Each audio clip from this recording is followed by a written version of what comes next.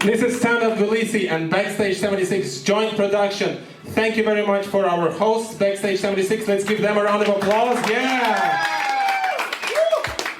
Nazis think they're very smart, aren't they? Like, they come up with these excuses like, oh no, that's not a swastika, that's just an ancient Hindu symbol for sun.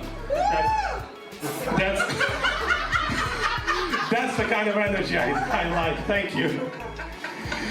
That's just an ancient Hindu symbol for sun on my chest. That's not a swastika. I just called him black in Latin. What are you on about, man? Like, you know your excuse is very bad if you have to go thousands of years back to find it. They even did the same thing with the pandemic, right? They were like, oh no, I'm never washing my hands. I'm a Christian. Pontius Pilate once washed his hands, and you see what happened to them? Pontius Pilate, the guy who condemned Jesus to death on a cross, they, about some other restrictions, they did the same thing, like, oh, so there should be like at least 2 meters between a wife and a husband. You know who else thought that? Eva Braun. And we all know how that story ended. The poor guy ended up shooting himself. They love Hitler, that's because... You heard the latest thing these libtards came up with?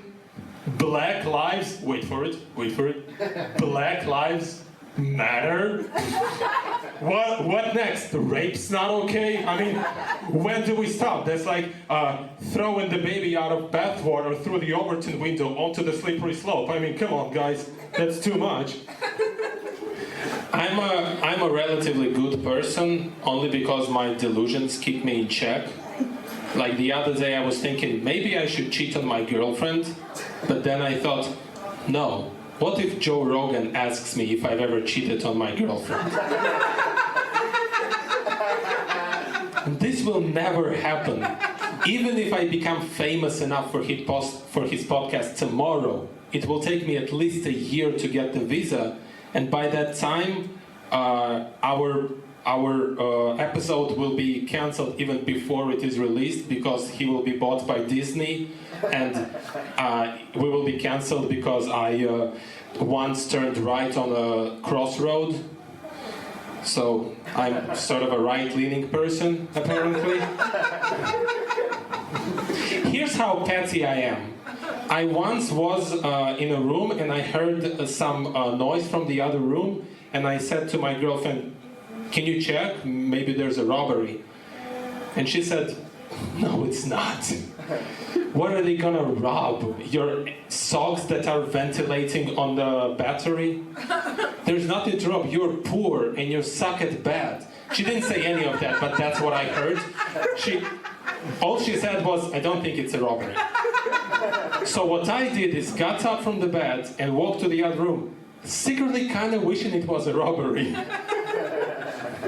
I kind of wished to return back to that room with a gun pointed at my head, and my last words on this earth would have been, told you. Like, I would die, but I would die happy. Even the robber would have been like, what a dick. I'm gonna leave you here, baby girl. Enjoy your freedom. By the way, now that you're single, here's my phone. Call me. Thank you later. The church's position on transgender is super logical. It makes so much sense. They say a man cannot be a woman. A man can only be a man. And his son. And his Holy Spirit at the same time.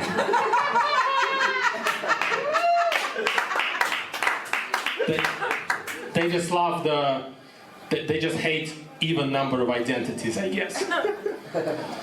I especially love when Vatican says, just because you identify as something doesn't mean that you are that. By the way, we're a separate country and you should respect that for no reason.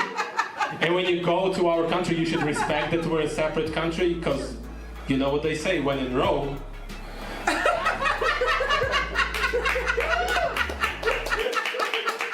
And that was us, Tbilisi.